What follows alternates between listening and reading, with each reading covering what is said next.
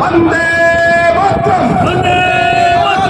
আজকের জৈনিক সভা সফল হলো। আজকের জৈনিক সভা সফল হলো।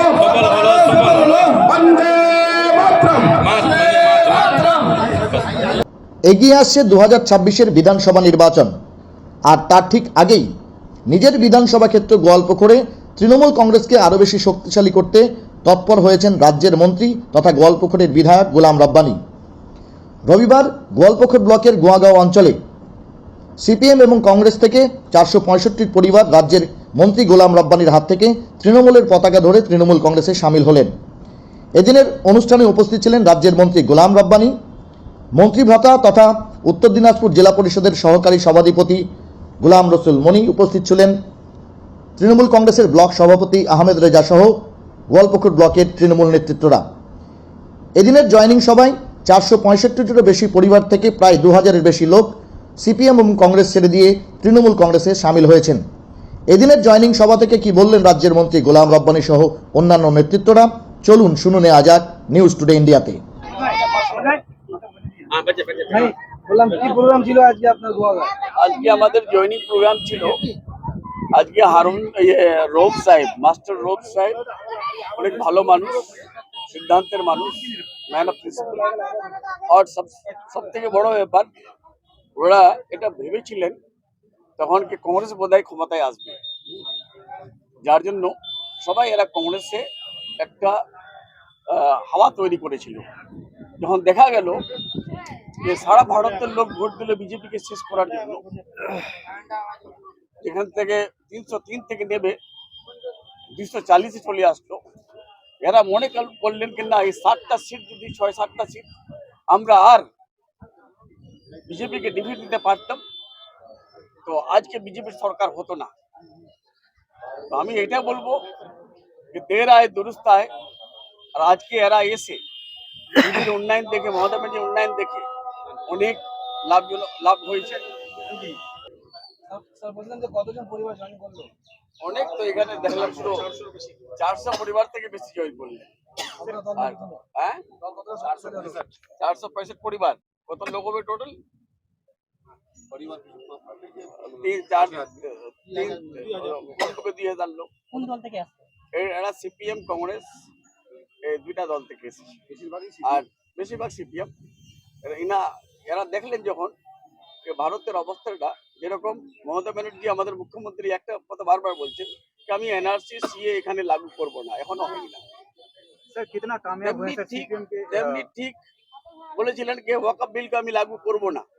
একটাই মুখ্যমন্ত্রী ভারতের, তিনি বলেছেন ফ্র্যাঙ্কলি কিনা আমি এটা ইমপ্লিমেন্ট করব না, যার জন্য এরা এখন ডিপেন্ড করছে কিনা আমরা কিছু ভোট একটা পার্টিকুলার দলকে দেওয়ার জন্য। আমরা টিএমসির 7টা এমপিকে আমরা 6টা এমপিকে আমরা হারাই দিয়েছি বিজেপিকে, এখানে বিজেপি জিতে গেছে, যার জন্য এরা ডিপেন্ড করে আজকে দিদির উন্নয়ন দেখে আর আমাদের গোয়ালপুর उन्नयन देखे हमारा हाथ दिए आज की ज्वाइन। सर हिंदी में सर कितने लोगों का ज्वाइनिंग हुआ सर, किस पार्टी में? 2000 से लोग ज्यादा होगा ज्वाइनिंग।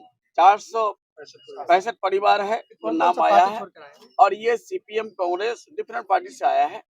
इन लोगों को एहसास हुआ इस बात का कि मंत्री साहब जब बोल रहे थे कि अगर हम लोग वोट का डिवीजन करें, कांग्रेस और सीपीएम और फ्रॉड लोग और आईएसएफ को बांट डाले तो बीजेपी जो है जीत जाएगा।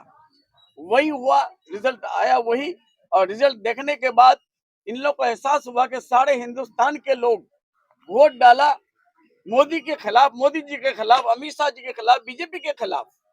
जहां 400 का पार का आवाज दिया था, 400 पार से 303 था उसका, 303 से घटते घटते घटते 240 में आ गया। और आज इन लोग को एहसास हो ये 7 सीट अगर हम लोग नहीं हारते तो उसका 233 होता, और 233 में हुकूमत नहीं बना पाती, ये बीजेपी जो है खत्म हो जाता, अमित शाह मोदी को जो है भाग जाना पड़ता। सर ओबीसी को लेकर सर कितना पार्टी में? हम ये तो हम पहले बोल दिए कि बहुत ही अच्छे इंसान है, नेक इंसान है, मैन ऑफ प्रिंसिपल है। इसलिए मुझे प्राउड है कि रूप साहब देर आए लेकिन दुरुस्त आए। सर ओबीसी को लेकर ए और बी कैटेगरी लेकर जो है मेमोरेंडम जमा हो रहा है, विरोध हो रहा है कुछ नेताओं के द्वारा। लेकिन मुझे इस बात की अफसोस हो रही है कि भाई ओबीसी किसने दिया? हमारे सरकार ने दिया, ममता बनर्जी ने दिया। कोर्ट में चैलेंज कौन किया? सीपीएम, कांग्रेस, फ्रॉड लोग, आईएसएफ, बीजेपी मिलके जो पीआईएल किया, किसके खिलाफ? ओबीसी के खिलाफ।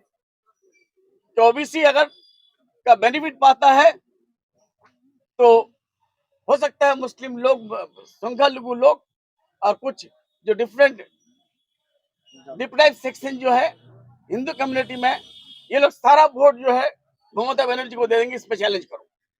चैलेंज कर दिया हाई कोर्ट में, हम लोग लड़ाई लड़े, हाई कोर्ट में हम लोग हार गए, सुप्रीम कोर्ट अपील किए, सुप्रीम कोर्ट में लड़ाई हुई।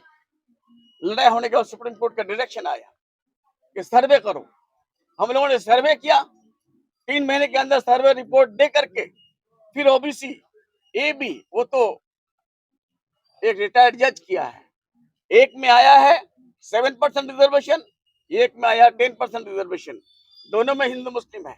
लेकिन मेरा सवाल यह एक तो बात का आप लोगों से है, जो रिजर्वेशन को हटाना चाहता है उसको क्यों नहीं सवाल करते हैं? जो रिजर्वेशन को यहां से खत्म करना चाहता है उसको ये सवाल करना चाहिए कि तुम हाईकोर्ट क्यों करते हो, क्यों पीआईएल करते हो? हम तो देने की कोशिश कर रहे हैं। और फिर जब हम लोग ओबीसी एबी का एक का शीर्षवादी लोगों का एक प्रॉब्लम आया है, ये हमारे मुख्यमंत्री के नॉलेज में यूं ही डालने के बाद वो यूं ही स्टेप लेगी, उससे पहले जो फिर हाईकोर्ट होगा। क्या हाईकोर्ट यहाँ पश्चिम बंगाल चलाएंगे? गवर्नमेंट चलाने का? कांग्रेस के कुछ लोग सीएम ऑफिस दाव करते हैं इस बारे में। कांग्रेस के दौर में कांग्रेस का कोई भी हुकूमत में कोई भी स्टेट में रिजर्वेशन हुआ है क्या? ओबीसी का, ओबीसी एबी का? शर्म आनी चाहिए उन लोगों को।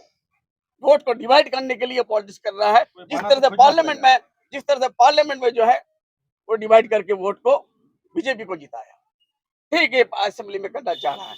हम बार बार बोल रहे हैं कि Rabbani is not important, important Mamata Banerjee, Trinamool Congress और हमारी वजूद, हमारी एग्जिस्टेंस।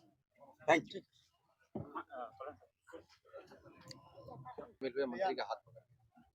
क्या कहिएगा सर, आज क्यों छोड़े सीपीएम पार्टी?